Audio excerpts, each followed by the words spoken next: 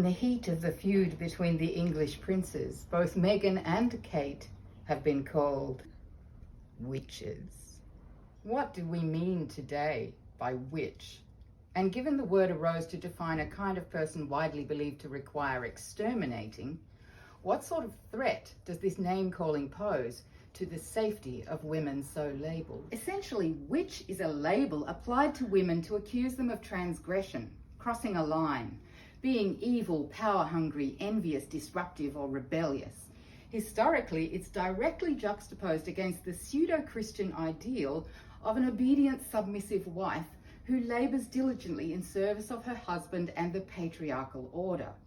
So, importantly, one of a witch's main crimes is the perceived possession of power.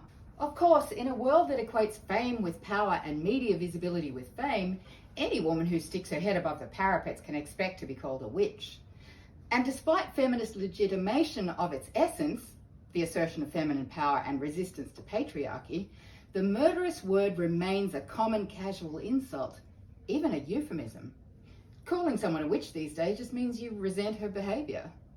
But it's still a gendered insult, one that refers directly back to a period of lethal state-supported mob violence against women.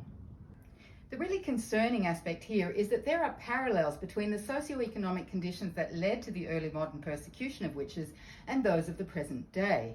The early modern period saw the decline of the feudal system, rapid growth in trade, civic reorganisation, and the early stages of globalism. Such conditions are never kind to the poor. Tens of thousands, women and men, were put out of work. In our time, late capitalism, the internet's decentralisation of truth, the decline of democracy, environmental collapse, and the pandemic are doing much the same. So does the name-calling threaten women's safety? That depends how far it goes.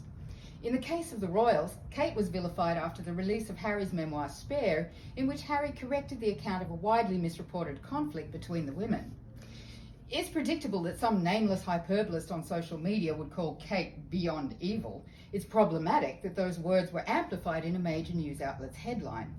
But that clutch of trolls is nothing compared to the parade of minor male celebrities willing to dump in gruesome detail on Meghan Markle and the network of patriarchs pulling strings to spread their words.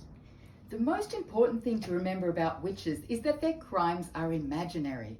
They are the available scapegoats in a campaign of repression.